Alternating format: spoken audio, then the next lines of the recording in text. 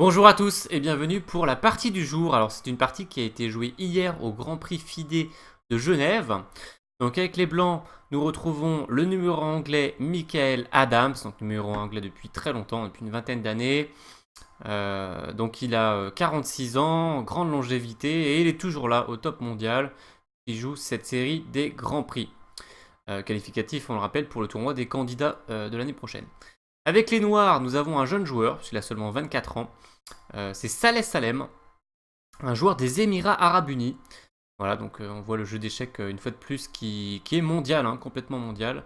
Et donc un jeune joueur avec un style d'attaque très intéressant. Pour sa part, Michael Adams, qui avait aussi un style d'attaque dans sa jeunesse, est devenu un joueur plutôt positionnel. Alors, on va mettre le nom des joueurs sur la droite. Voilà, on va enlever les photos et on va se lancer pour cette partie qui était jouée juste hier. Hein. Donc E4, C5, voilà, sicilienne pour Saleh Salem. Cavalier F3, D6, D4, puis on prend cavalier F6, C3, A6. Pourquoi je fais défiler les coups très vite? Car ils sont très connus, très classiques, et nous atteignons cette position de base de la Sicilienne Najdorf, la plus connue des Siciliennes, la favorite de Bobby Fischer, la favorite de Garry Kasparov et de nombreux autres grands maîtres. Citons le numéro français Maxime Vachier-Lagrave. Énormément de coups ont été tentés avec les blancs. D'ailleurs, on en trouve des assez paradoxaux et curieux ces derniers temps, comme Fou D3, qui a été joué récemment dans les étapes de Louvain et de Paris. Nepomniachtchi notamment a joué ce coup. Et puis on retrouve H4 aussi, un coup vraiment curieux dans cette position. Donc un peu tous les coups ont été essayés d'ailleurs contre cette Sicilienne Najdorf et bien qui est évidemment extrêmement fiable. Fou E3 joué ici par Michael Adams. Adams qui a souvent dans sa carrière évité les grandes lignes théoriques, il va encore le faire ici. Même si quand on voit Fou E3 arriver sur l'échiquier, on peut se dire comment ça éviter les grandes lignes théoriques, c'est pratiquement le coup où il y a le plus de théorie. Avec Fou G5, on peut dire un coup très agressif, avec notamment la variante du pion empoisonné. Bon, Fou E3 pour Adams, cavalier G4 pour Saleh Salem. Alors justement, on pourrait se dire, mais c'est un peu bizarre, on a laissé l'attaque de ce fou par le cavalier. Curieux quand même de laisser ça. D'habitude, on ne veut pas autoriser cet échange cavalier contre fou. Et donc, il y a carrément des joueurs, effectivement, qui commencent par le coup F3 et qui continuent par fou E3. Et eux, ils ne sont pas embêtés par le coup cavalier G4. Mais on va voir ce qui peut se passer. Donc, fou E3, cavalier G4. Impossible pour les blancs d'autoriser cet échange. Hein. Donc, le fou repart. Fou G5. Et déjà, c'est pas si facile de comprendre ce qui se passe, car on a deux pièces qui vont se faire chasser ici par les pions, très probablement. Et donc, il peut y avoir un petit balai. Alors, H6, joué par les noirs. Et Adams a joué un coup qu'on voit vraiment pas tous les jours. C'est fou C1. Il revient sur la case départ. On pourrait être surpris par ce coup. C'est normal. Alors, la théorie, c'est plutôt fou H4 hein, ici. Puis ça continue G5, fou G3. Ensuite, le fou peut souvent venir en G7. Le cavalier va se faire chasser, devoir repartir soit en E5, soit en F6. Voilà, et puis il y a beaucoup de théories, ça continue. Mais, comme je l'ai dit, Adams n'est pas trop friand des gros débats théoriques, et ici encore, il fuit le débat théorique avec ce coup fou C1. Alors on pourrait se dire, mais c'est quand même très bizarre, parce que fou C1, cette position avec le fou C1, on l'a vu après le cinquième coup ici. Et c'est comme si les noirs avaient joué cavalier G4 gratuit, H6 gratuit, et que ce soit encore à eux de jouer. Puisqu'on arrive à cette position ici, voilà, dans la partie après fou C1. Alors, cavalier G4, c'est pas forcément un avantage d'avoir joué ça pour les noirs, puisqu'ils vont se faire chasser soit par F3, soit par H3, et puis devoir repartir. Donc perdre un tempo. Ça, c'est pas un problème. Pardon. Mais H6, c'est une question. C'est assez difficile d'être certain si c'est un avantage ou un inconvénient pour les noirs. Quand les blancs jouent faux C1, ils considèrent que ça peut être un avantage pour eux. Effectivement, dans certaines variantes, la case... je vais enlever quelques flèches. La case G6, ici, je vais la mettre un peu en couleur différente, voilà. Peut être fragilisée. Il y a des variantes où ça peut avoir son importance. D'un autre côté, ça enlève certains coups de fou G5 qui auraient pu survenir. Donc bon, ça a des avantages, des inconvénients. Salem ici a réfléchi 3 minutes, hein, donc il était un peu surpris. Et il a joué cavalier C6. Ok, alors c'est assez intéressant de remarquer que dans la base de données, il n'y avait pas beaucoup de parties, mais j'en ai trouvé une assez jolie entre Morozevich et Kramnik.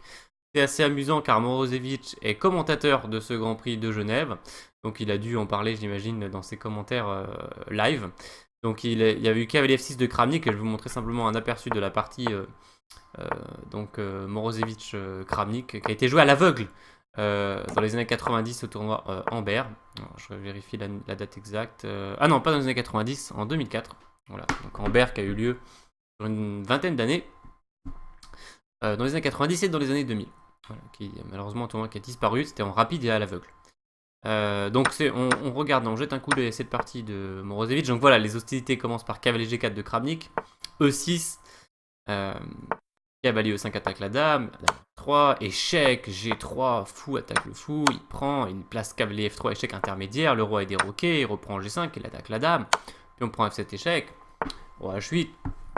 Je vais juste vous montrer cette partie, pas rentrer dans les détails, vous inquiétez pas si ça va un peu vite, c'est juste pour comprendre en gros un peu ce qui se passe, voilà, donc cavalier prend F7, tour F1, notez ici que les blancs ont un pion d'avance, mais leur roi peut être largement pris pour cible, donc tour prend, tour F1, H3 attaque la tour, tour 8, et alors ici, essayer de faire fou F5 échec, et donne 2 pièces pour la tour, mais il veut attaquer fortement ce roi. Donc, rappelons que cette partie a été jouée à l'aveugle, donc c'est spectaculaire.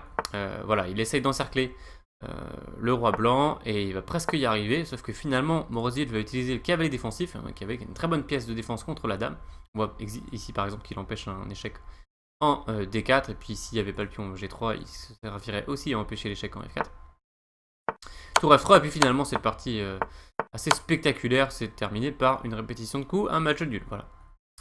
Nous allons revenir à la partie Adams contre Saleh-Salem, puisqu'il y a eu cavalier C6 de la part de Saleh, cavalier prend, coup qu'on ne fait pas toujours, ici on rencontre plus souvent fou E2, simplement attaque le cavalier qui repart, on peut jouer par exemple fou E2, cavalier F6, fou E3, E5, et bon, on a une position assez typique de sicilienne. Voilà. Notez ici que la case D5 elle vient d'être abandonnée, mais il n'y aura pas de fou G5 grâce au pion H6. Cavalier prend, pion prend. Alors voilà, déjà c'est intéressant de remarquer que les noirs ont repris avec le pion C6 qui d'habitude a plutôt tendance à les avantager, notamment s'ils peuvent espérer plus tard jouer le coup D5.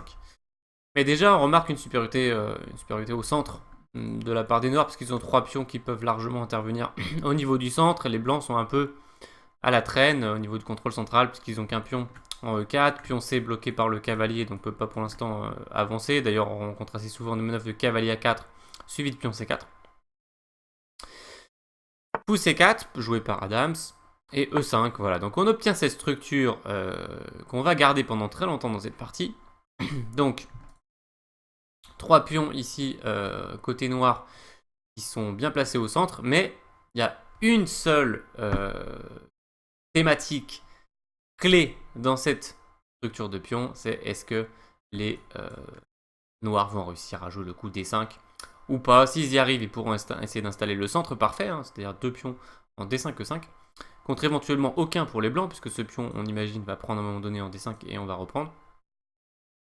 Et donc ce serait une excellente opération pour les noirs. Le problème, c'est que pour l'instant déjà, on voit qu'il y a 4 pièces blanches qui surveillent. 3 pièces et le pion. Surveille cette case en D5 contre seulement 2 pour les noirs, donc ça va pas être simple de le faire à court terme, cette poussée pour les noirs. Mais les noirs ont bon espoir de la réussir plus tard, notamment le cavalier qui va déjà revenir en F6 pour surveiller, peut-être le fou depuis E6 ou depuis B7, alors c'est vrai que ça va être un peu délicat de jouer fou E6, parce que ça fera un gros trou sur la case G6. On voit l'importance ici du coup H6, ça enlève certaines options. Mais ça va être la thématique de cette partie et on va pratiquement que parler de ça. Voilà, donc ça va être assez facile à comprendre en un sens cette partie, en toute proportion gardée, parce que ça reste une partie de super grand maître, donc très très haut niveau. Donc Saleh-Salem, je ne sais pas si j'avais cité son classement tout à l'heure, et évidemment plus que 2600 Elo pour pouvoir participer à ces grands prix FIDE. Alors ici Adams a joué un coup un peu étonnant, B3. C'est pas très fréquent qu'on développe le fou en fianchetto dans les siciliennes, et il y a pas mal de positions où ça peut être assez inefficace. Mais ici, ça va être très malin. On va comprendre plus tard pourquoi. Ici, c'est vrai si on voit la position, on peut se poser des questions sur la pertinence de mettre un fou en B2. Mais déjà, si vous vous rappelez que la thématique principale pour les noirs, c'est essayer de jouer D5, on se dit « Ah, d'accord, peut-être il y aura un peu de pression sur E5 au moment où le pion va avancer en D5. » alors évidemment, juste quand on fait ça, faites attention. Si vous faites ça avec un fou comme ça, méfiez-vous car votre fou ne peut plus revenir sur la case B3. Donc s'il se fait attaquer, il faut bien qu'il ait du repli de l'autre côté. Et encore, ça veut dire qu'il va perdre en activité. Donc c'est vrai qu'en général, ça va pas trop bien ensemble. Mais bien sûr, il y a certaines positions où on peut l'essayer. Et la preuve. Donc sinon, on aurait pu attendre bien sûr H3, le cavalier repart, un roc, développement des deux joueurs. Et bon, voilà, ce fou qui trouve une case typique de sicilienne, c'est-à-dire qu'ici, il a quand même un très bon contrôle général de la position, le fou en E3. Mais voilà, il a choisi... Donc cette position est tout à fait honorable pour les blancs, hein. Mais, c'est-à-dire qu'on développerait un peu les pièces de manière automatique sans forcément avoir une idée précise. Adam va avoir une idée très précise en tête quand il va jouer B3. On a déjà commencé à en parler. Et ce coup B3 a quand même plongé Saleh Salem dans une grande réflexion, puisqu'il a réfléchi 28 minutes ici pour son prochain coup, imaginez. Donc il devait essayer de comprendre vraiment toute la thématique de la position. Il a joué fou 7, un coup qu'il aurait évidemment pu jouer en 2 secondes, hein, puisque c'est très normal de sortir le fou et de préparer le roc. Mais voilà, il s'est plongé dans les détails de la position. Fou B2 joué par Adams immédiatement, petit roc joué très vite par Saleh Salem et Dame 2. Voilà, alors il aurait pu aussi faire le petit roc, mais il se garde l'option, pourquoi pas, de faire le grand roc, c'est pour être intéressant de mettre la tour sur cette colonne D qui augmenterait le contrôle de la case D5. Une case D5 qui est très bien protégée par les blancs pour l'instant, à 3 fois toujours, malgré Dame 2 vient d'enlever un protecteur. A noter aussi que ça protège le pion F2, ce qui nous permettrait de faire un grand roc éventuellement. Et il y a un troisième élément qui va être clé, qu'on va en reparler plus tard, c'est que la dame met elle aussi une pression indirecte sur E5 en cas de D5. Puis on voit que la dame accède sur E5. Dame B6 jouée par Saleh Salem, et il veut empêcher le grand roc, hein. Il met une pression sur F2, donc il dissuade un peu les blancs de faire grand roc. Il dissuade carrément, puisque ce serait même cavalier prend fourchette. Il aurait pu très bien ramener son cavalier, mais dans ce cas-là, effectivement, grand roc peut être tout à fait prometteur pour les blancs. Alors on voit que c'est pas si facile pour les noirs de monter une attaque de ce côté-là, puisque il n'y a pas de pion B, donc on peut pas par exemple envoyer un coup comme B5. Et comme D5 c'est dur à faire, au final on a quoi? On a A5 A4 qu'on peut essayer, mais déjà au pire on peut se faire stopper par un coup A4. Et puis même A5 A4 c'est pas si facile à faire. Alors il a joué Dame B6. Ici, Adams s'est plongé à son tour dans une longue réflexion, puisqu'il a réfléchi 22 minutes. Et il a décidé de faire le petit roc. Voilà. Donc il aurait pu très bien faire H3, ça c'est le cavalier, et maintenant que le pion F2 est protégé, faire un grand roc. C'était une possibilité tout à fait plausible pour les blancs. Il pouvait jouer ça, il a peut-être beaucoup hésité. Finalement, il s'est décidé pour faire un petit roc. Au final, si les blancs décident de jouer de manière plus positionnelle, c'est mieux de faire petit roc, puisque grand roc pourrait amener éventuellement un jeu à double tranchant, avec des attaques des deux joueurs sur le roi adverse. Cavalier F6, donc Saleh Salem qui revient. Alors voilà, on commence à voir, il veut reprendre un peu de contrôle de cette case en D5.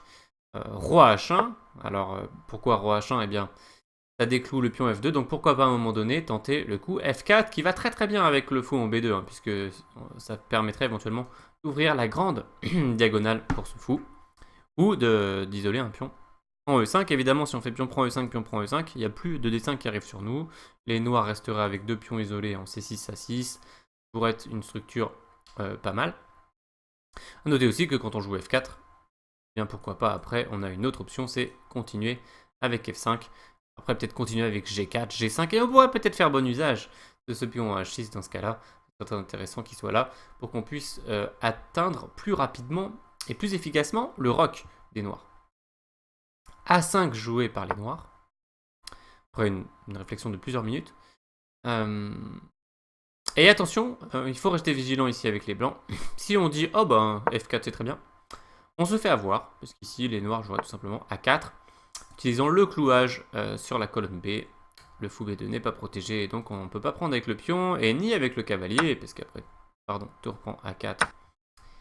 Très joli coup tactique, après pion prend, dame prend. On perd 2 pièces pour la tour, et c'est très favorable pour les noirs. Adams ne laisse pas ça, il a joué cavalier A4 immédiatement. Il avait déjà prévu cette possibilité. La dame repart en C7. Et vous pouvez mettre la pause pour chercher le coup que vous joueriez si vous avez les blancs ici. Alors, si vous avez trouvé le coup d'Adams, vous êtes un joueur positionnel remarquable. Parce que c'était pas du tout évident. Il a choisi tour AE1. Quand on voit ce coup arriver sur l'échiquier, on peut être surpris. Parce que la tour tape dans son propre pion. On aurait pu s'attendre largement plus au coup naturel tour AD1 sur la colonne semi-ouverte. Et qui, en plus, contrôle cette case D5 très importante que le cavalier a abandonné en allant à A4. C'était pas un mauvais coup, mais voilà, Adams a joué un coup avec une idée plus précise en tête. Encore une fois, je dis tout à l'heure que fou E3 c'est un développement automatique, mais qui allait pas forcément extrêmement bien avec la position. Il a décidé de jouer fou en B2. Et bien là encore, tour AD1, ce serait un coup qui serait très très naturel, qu'on rencontre très très souvent. Ça n'irait pas forcément extrêmement bien avec la position. Donc, pardon, il choisit non pas tour AC1, mais tour AE1. A noter bien sûr que si vous avez, enfin pas bien sûr, mais si vous avez tenté F4, ça n'allait pas dans cette position, parce qu'en cas de prise, si jamais on reprend, eh bien on se fait avoir par une petite tactique D5, la dame en C7, on voit son utilité, un coup d'œil sur la tour, et le fou est en prise, on perd du matériel. Voilà, donc surtout pas ça. Alors peut-être qu'il y a encore des complications avec E5, non. On va encore avoir la tour après, quand on prendra le cavalier en prise. Des complications, d'accord, mais à l'avantage des noirs. Donc tour A1. Cavalier T7. Alors voilà, on voit ici cette idée de tour AE1. C'est quoi? C'est de contrer cette poussée D5 par une grosse pression sur le pion E5. Dès qu'on va prendre en D5, ça va réveiller la tour et la dame. N'oublions pas le fou en B2, donc ça va être...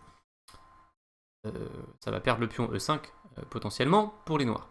Donc c'est d'ailleurs la raison pour laquelle Saleh Salem joue cavalier D7 après 12 minutes de réflexion, donc il va sans doute subir un Zeitnote par la suite de la partie, dans la suite de la partie. Et donc il protège E5. Dame D3, joué par Adams. Adams qui n'est pas obligé de s'énerver avec des coups comme F4. Hein. Il a une très bonne position, on voit que les noirs sont nettement plus serrés avec leurs pièces, ils n'ont aucune pièce qui dépasse la deuxième rangée. Hein. Donc leur deuxième rangée, donc c'est vraiment position resserrée. Et donc, quand on a une position resserrée, ben, il faut qu'on cherche des coups pour se dégager. On aime bien aussi échanger des pièces, mais là, c'est pas évident. Alors, est-ce qu'il aura envie à un moment donné jouer cavalier B6 pour forcer l'échange d'une pièce? C'est peut-être une idée qu'il a aussi en réserve. Il y a eu Dame D3, donc fou B7. Il n'a pas voulu jouer cavalier B6. Et là, Dame G3. C'était assez amusant de voir cette manœuvre, puisque quand il a joué Dame D3 à Dame, on pouvait se dire, ok, il contrôle donc cette case D5 avec sa dame en plus, mais ici il repart de nouveau se diriger vers la pression sur le pion E5. Et alors il y a une autre idée bien sûr qu'on peut tout de suite remarquer, c'est que la dame et le fou peuvent collaborer sur l'attaque de G7. Fou G5, joué par Saleh Salem. Et alors, à partir, donc coup assez logique pour activer le fou, contrôler des cases, empêcher F4 par exemple, enlever de la pression sur G7, donc ça a l'air vraiment un bon coup. Mais à partir de ce moment-là, on va rentrer dans une phase où les noirs, qui ont une position resserrée comme on l'a dit, devaient absolument essayer de trouver un moment, au moins un moment, pour jouer ce coup D5. C'est la grosse thématique de la partie, c'est la grosse thématique de cette position, et elle va être vraiment très importante dans les prochains coups. Ça va déterminer l'issue tout simplement de la partie. Alors déjà ici, on pouvait le tenter. Alors ça a l'air prématuré parce qu'on se dit, on ouvre la position avec des pièces pas forcément très actives de côté noir. Mais déjà à ce moment-là, c'était un premier moment où il pouvait le tenter. On va voir ce qui se serait passé. Donc ED bien sûr. Donc CD attaque le fou. Et là on pourrait se dire, les blancs n'ont pas le temps justement de se venger sur le pion E5. Puisqu'ils ont le fou en prise. Et bien tout simplement, il pourrait jouer fou B5. Très fort coup. Et ici on voit la puissance de la dame en G3.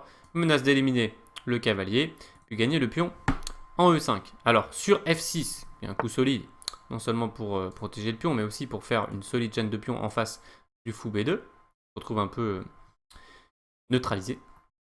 Et bien malheureusement, il y avait une autre idée cachée. C'était fou prend D7, dame prend D7, cavalier B6, fourchette.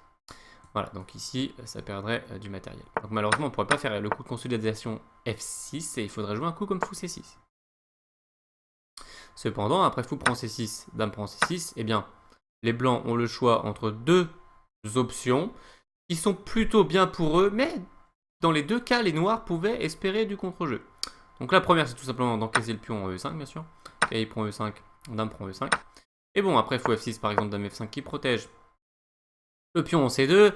Cette position est favorable aux blancs, ils ont gagné un pion.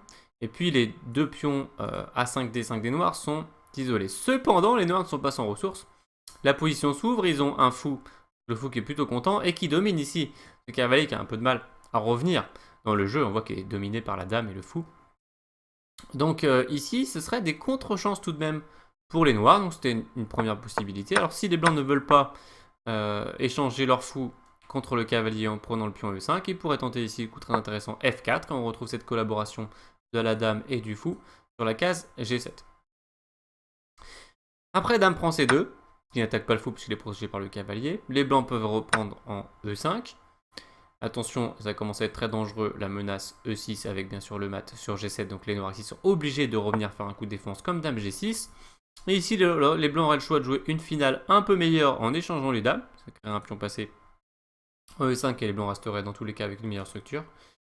Ou jouer le meilleur coup tour D1 qui attaque directement le pion en D5. Et les blancs conserveraient bien sûr les meilleures chances. Ils ont ici un pion qui va sans doute tomber en D5. Donc ils risquent de se retrouver avec un pion de plus. Mais même ici, les noirs avaient quand même des contre-chances. Voilà, donc c'était possibilité déjà pour les noirs de tenter le coup D5. Pas forcément le meilleur moment, mais déjà, ça commence à venir. Donc fou G5, on a dit c'est très logique comme coup. Tour D1, joué par Adams. Alors attention, parce qu'effectivement, si on fait pas attention, les noirs pourraient réussir D5. On a enlevé beaucoup de pièces du contrôle de la case D5. On espère se venger sur E5, mais il faut bien calculer. Ils préfèrent remettre la tour en D1 pour empêcher le coup D5. Maintenant, ils contrôlent 3 fois cette case. Cavalier F6, c'est le combat pour la case D5, mais attention, car maintenant on ne pourrait plus faire D5 à cause du fou prend E5 intermédiaire, attaque la dame et gagne un pion. Donc tranquillement, protection du pion F3 pour Adams. Tour F8 de la part des noirs, vous avez compris ce coup, puisque les noirs veulent mettre une double protection sur E5 pour jouer D5. Et donc si vous voulez vous exercer pour les blancs, je vous invite à mettre la pause pour chercher le prochain coup de Adams.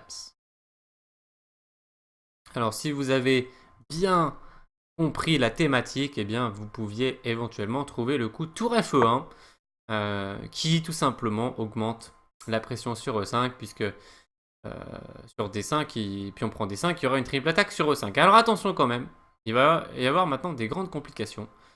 Ici c'est pratiquement le moment où il y aurait les plus grandes complications si les noirs envoyaient le coup D5. Voilà.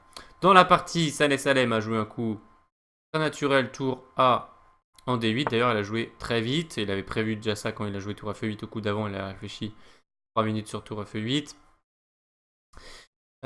Donc tour à D8 et donc il veut. Hein, donc on remarque ici que les noirs passent toutes leurs pièces pour essayer de faire ce coup D5. Ils ont une quadruple protection. Mais comme on l'a dit, c'est pas forcément que sur D5 que ça se joue aussi sur E5. C'est ce qui devient un peu compliqué dans cette partie. La thématique, elle est simple. Est-ce que les noirs vont réussir à faire des 5 ou pas? Est-ce que les blancs vont réussir à les empêcher ou pas? Mais les moyens utilisés autour de ça peuvent être tactiquement complexes. On va en voir un exemple. Donc justement, ici c'était peut-être le meilleur moment pour les noirs d'envoyer le coup D5. Les noirs qui sont déjà un peu moins resserrés que tout à l'heure, mais qui sont quand même resserrés. On voit les blancs qui dominent l'échiquier. Alors, c'est vrai que ce fou en C4 et ce pion en E4 font un peu penser à un étau de Maroxy. Normalement, c'est le pion qui vient en C4. D'ailleurs, on retrouve parfois des manœuvres où le fou s'en va et puis le pion vient en C4. Pour bien contrôler cette case en dessin. Donc plus d'espace pour les blancs, domination des pièces plus avancées. Mais voilà, les noirs sont pas complètement en reste, ils ont quand même activé des pièces ici qui avaient F6 fou G5, puis le fou B7 qui peut se réveiller si la position s'ouvre. Donc il serait en position éventuellement de tenter une ouverture. Voyons ce qui serait passé sur D5. E prend D bien sûr pour réveiller la tour 20. Et après C prend D, et bien ici il y aurait une jolie suite tactique qui permettrait aux blancs de gagner du matériel. Alors, fou prend E5. Attaque la dame, donc pas le choix pour les noirs. Et on pourrait croire à première vue que ce serait une erreur de la part des blancs. Pourquoi? Parce qu'après tour prend E5, tour prend E5, bien, le fou C4 est en prise. Donc on a envie de se poser la question, que se passe-t-il si les noirs le prennent et restent avec deux fous contre une tour, ce qui est un matériel très favorable. Et à vous de mettre la pause pour chercher le coup des blancs. Et attention, méfiez-vous. Alors il y avait un piège dans cette position. La première chose qu'on remarque, c'est que la dame noire n'est pas protégée et qu'elle est en face de la dame blanche. Donc on a envie de faire des coups tactiques avec la tour E5 de découverte pour gagner la dame. Mais il ne fallait pas tomber dans le piège tour E8 échec, puisqu'après cavalier prend E8, c'est la surprise, le cavalier vient défendre la dame et les blancs ont tout simplement perdu une tour, enfin ce qui fait qu'il reste avec deux fous de retard ici. C'est perdu. Et donc la bonne réponse était tour prend G5. Qui est un classique des tactiques, c'est-à-dire quand on attaque une pièce qui n'est pas protégée, certes, on se met en prise, mais il n'a pas le temps de prendre car sa pièce n'est pas protégée. Et s'il prend, on s'en va en reprenant avec la tour. Voilà, donc dame prend G3, tour prend G3, avec une position gagnante pour les blancs, une qualité un pion de plus. La seule chose, c'est qu'il faut remettre cette tour en jeu, ce ne sera pas un problème.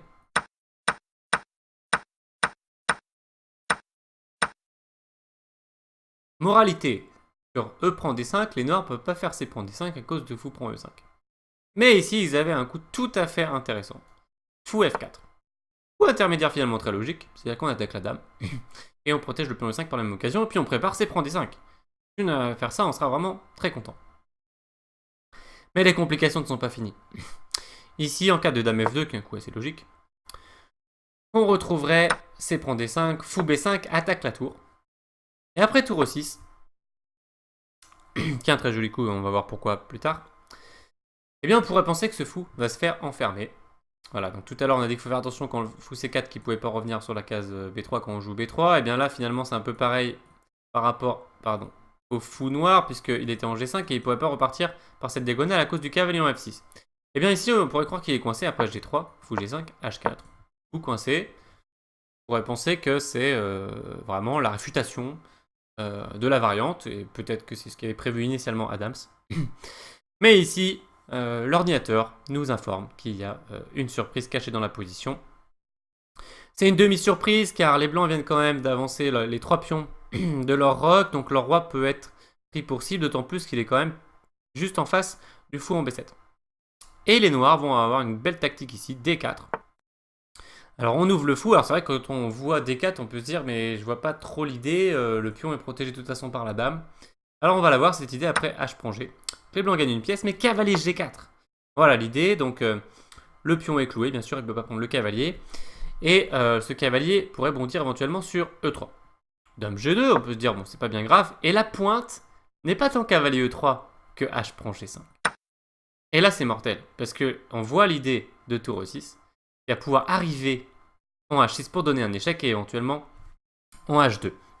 Et soudain, c'est plus du tout la même histoire, et au contraire, c'est les noirs qui peuvent avoir une attaque gagnante ici.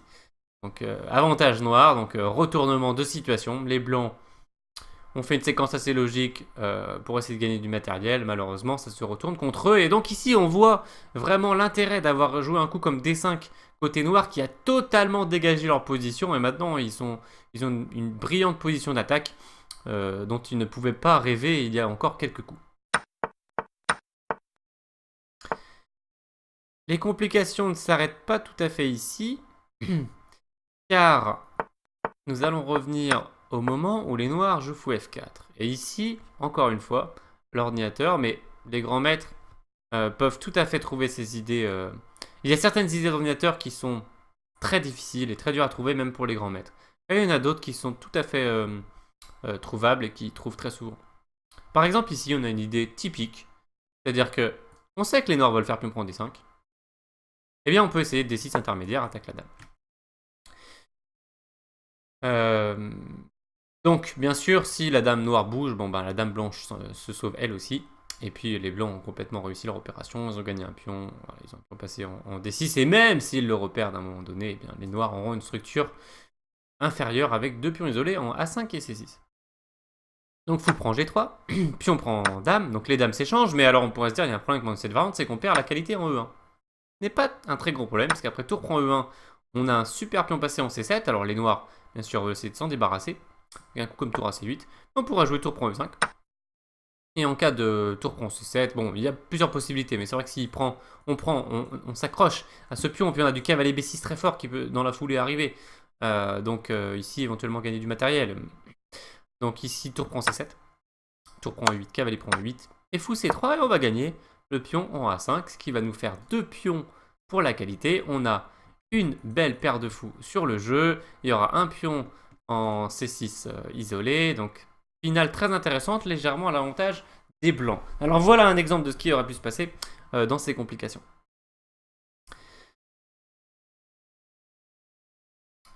Mais on voit que D5 c'était un coup tout à fait intéressant pour les noirs. Donc tour à D8 a été joué par Salem, nous revenons à la partie. Fou F1 par Michael Adams, on a parlé tout à l'heure du retour de ce fou. Il veut pouvoir gérer le coup D5 sans avoir son fou en prise. Oui, ça menaçait très sérieusement D5 quand même. Et attaquer le fou. Les complications de tout à l'heure n'avaient pas forcément fonctionné de nouveau. Ici encore, Saleh Salem pouvait le tenter, ce coup D5. Il a joué cavalier H5. Après plusieurs minutes de réflexion, il a hésité. Il a réfléchi 7 minutes. Donc c'est vrai que ça fait de l'air pour son fou. Hein. Et puis éventuellement le cavalier F4 qui pourrait s'enchaîner. Mais voilà, D5, ils pouvaient le tenter. Et c'est des variantes très ressemblantes à celles qu'on a déjà faites. Après, E prend fou F4. On retrouve ce fou F4 intermédiaire pour attaquer la dame et protéger le pion E5 au passage. Et puis ici, on va retrouver le coup D6 très malin. Et après, tour prend, voilà, on va enlever cette dame et on se retrouve avec une meilleure structure, tout simplement. Des pièces un peu mieux placées. Voilà, le fou pourrait pourquoi pas revenir sur C4, il serait très très bien. Le fou B2 tape sur E5, il est bien. Un cavalier pourra bondir sur C5 ou sur B6, donc des belles pièces blanches. On va simplement continuer la partie après cavalier H5. La dame s'en va. Et dernier moment pour les noirs de tenter le coup D5. Malheureusement, Saleh Salem n'était pas sûr. Il n'a pas joué. En plus, j'étais assez surpris de voir ça car c'est tout à fait son style de jouer un coup comme D5 et d'essayer de trouver du contre-jeu. Donc j'étais surpris de voir qu'il n'a pas joué 4 fois de suite alors qu'il avait quand même 4 fois l'occasion. Donc on va regarder cette dernière occasion, D5. Allez, il faut y aller, on va pas rester les bras croisés tout le temps et se laisser dominer, surtout contre un joueur de la trempe de Michael Adams, qui est un joueur positionnel incroyable. Il sait toujours où mettre ses pièces, comment dominer la position, et s'il commence à vous étouffer, vous ne vous en échappez pas.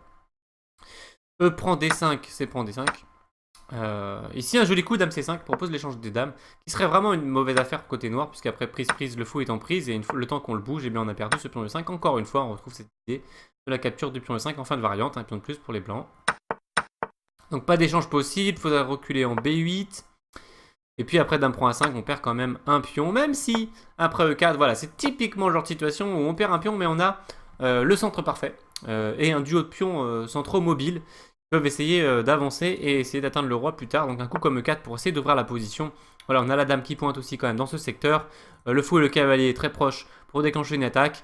Ici, on aurait quand même quelques contre-chances pour les noirs. Donc voilà, c'était encore une possibilité à tenter de la part des noirs. Et cette fois, c'était le dernier moment pour le faire, puisqu'après tour 6, il ne va plus avoir cette occasion. Ici, Adams va jouer un très bon coup G3 qui empêche toutes les arrivées de pièces sur F4 et qui en plus permet coup fou H3 à un moment donné pour être désagréable pour cette tour. La tour d'ailleurs repart immédiatement. Bon, on voit qu'il a raté sa séquence avec les noirs, hein, Salé Salem, tour 6 et repart en E8. Donc à noter que c'est trop tard hein, pour tenter le coup C5, ça va pas. Maintenant il y a KC5 qui arrive en force sur nous, qui gagne un tempo sur la tour, et quand la tour s'en va, il peut prendre en B7, puis en D5, puis en E5, une nouvelle fois. Donc la tour repart, et puis fou C3 de la part de Adams. Non pardon, il n'a pas joué fou C3, il a joué dame B6, autant pour moi. Donc voilà, il propose l'échange des dames, et il sait qu'il y aura des faiblesses côté noir en cas d'échange des dames. D'ailleurs, c'est pas du tout possible ici d'accepter cet échange, puisqu'en cas de prise, il y aura fou C3 qui va arriver, et ça va être très dur de défendre ce pion, puisqu'on ne pourra pas faire tour A8 à cause de ce cavalier qui est très dur à enlever. Donc voilà, catastrophe pour les noirs ici. Notez qu'on peut toujours pas faire D5. Alors déjà, ce serait beaucoup moins fort sans les dames. Hein. Le coup D5, c'est sûr que s'il n'y a plus de dames, il n'y aura pas d'attaque sur le roi. Ça va déjà être moins impressionnant. Et puis en plus, n'oublions pas ce pion E5, toujours en prise. Donc dame B8, joué par Salé Salem. C'est là qu'il a fait fou C3. Assez malin de voir qu'il prend pas tout de suite le pion A5. Il veut essayer de le faire dans des meilleures conditions. Bon, il aurait pu. Hein. Il aurait pu le prendre ici. C'est pas la fin du monde. Alors est-ce que il pensait que D5 pouvait créer un peu de contre-jeu? J'imagine. Fou C3. Tour C8. Voilà, il sait plus trop quoi faire, Salé. Donc à noter que D5 n'est plus possible malheureusement, puisqu'après KC5 on a le fou attaqué et on a une position perdante malheureusement. Donc tour C8. Voilà, il veut essayer de trouver un peu de contre-jeu sur la colonne C en cas de D5 éventuellement, et après prise, trouver des idées sur le pion C2. Alors ici, Adams a vu que il pouvait prendre A5 soit avec le fou, soit avec la dame, et que dans les deux cas, c'était correct. Alors c'est vrai qu'il faut se méfier quand même d'une idée hein, de tour C8 qui était un peu cachée, c'est fou D8. Voilà, méfiance, hein, donc un petit coup de tour qui dégage une case pour une autre pièce. Ce fou en G5, on pensait qu'il était en train de déclencher certaines attaques sur le roi blanc, mais il peut aussi revenir à toute vitesse. C'est une pièce très rapide le fou. En D8, et donc c'est vrai qu'il faut se méfier parce qu'après fou prend A5, fou D8, on est limite de perdre le fou A5. Heureusement, on a encore dame B4 et ça va, mais il n'était pas non plus être sûr que ce soit bien. Et il a appliqué tout simplement une règle connue qui est quand on a trouvé un bon coup, comme par exemple dame prend A5, eh bien on cherche si on n'a pas un meilleur coup. Il a trouvé un meilleur coup, il a trouvé fou H3. Très bien joué de sa part, puisqu'il embête cette tour. Et donc il est en train de perturber la coordination des pièces noires. Donc D5 joué par Salé Salem, malheureusement c'est trop tard. Hein. C'était plus tôt qu'il fallait le faire dans la partie. En cas de fou D8, pas de problème particulier, la dame repart. Et cette tour doit bouger. Et donc après ça coupe à la fois la défense de la dame sur D6 et à la fois la défense du fou sur A5. Donc les blancs peuvent choisir entre tour prend D6 et fou prend A5. Les deux coups sont très agréables à jouer et gagne un pion bien sûr. Donc D5, il savait finalement qu'il fallait faire D5, mais il l'a fait quand il était trop dos au mur. Et c'est trop tard, maintenant les pièces blanches dominent la position. Cavalier C5, voilà, bondit sur la case abandonnée. À noter qu'il ne prend pas la qualité hein, ici. Il aurait pu éventuellement la prendre, mais après dame prend, roi bouge, pion prend, cavalier F4, pourquoi pas. Du contre-jeu ici avec les noirs, avec cette dame qui pourrait bondir sur G4 ou sur H3. La tour pourrait accompagner à un moment donné. Attention, ici, c'est loin d'être évident pour les blancs de défendre cette position. Donc, il a préféré garder son fou de case blanche pour l'instant. Case blanche qui défend très bien le roc. Voilà, il laisse pas de contre-jeu. Hein. C'est souvent une clé des forts joueurs positionnels. C'est-à-dire qu'ils vont vous dominer et ils vont pas vous laisser une chance de vous dégager. Cavalier C5. Attaque le fou, évidemment. Donc, les noirs n'ont pas le temps de faire ce qu'ils veulent. Il y a eu fou A8 dans la partie. Bon, sur tour C7, on peut montrer une jolie tactique. Si vous voulez vous exercer, vous pouvez mettre la pause pour la trouver. Donc les blancs jouent et gagnent. Fou prend E5. Alors, la position était gagnante par plusieurs coups, hein, mais voilà, celui-ci c'est le plus direct, le plus efficace. Et après tour prend E5, on place ce joli cavalier A6, fourchette et clouage par cette dame B8 qui n'est plus protégée par la tour en C8. En E8, pardon. Donc il faut jouer la dame. Attention, on ne peut pas jouer n'importe où parce qu'il y a le fou aussi qui surveille des cases importantes. Donc dame D8 et puis cavalier prend C7 et on va sans doute même pouvoir placer cavalier prend D5 dans la foulée si la dame n'est pas protégé. Alors, c'est quoi les thèmes tactiques sur pion prend D5? Ouais, il y a ce fou en B7 qui traîne maintenant aussi, attention. Beaucoup de choses qui traînent. Fou A8 joué par les noirs. Adams ne se fait pas prier pour échanger les dames, même si il a réfléchi une dizaine de minutes. Il devait hésiter avec une dame prend A5 qui avait l'air bien aussi. Il a échangé les dames. Il a pris en D5. Les noirs reprennent en D5. Et bien finalement, on a ce fou prend E5 qu'on attendait depuis très longtemps, qu'on avait déjà vu dans pas mal de variantes. Au final, le jeu d'Adams aura été en fausse note, puisqu'il avait prévu ça depuis le départ. Rappelez-vous, quand il a joué B3 fou B2, il savait que sur le coup D5, il aurait du contre-jeu éventuellement sur le pion en E5. Au final, il gagne ce pion.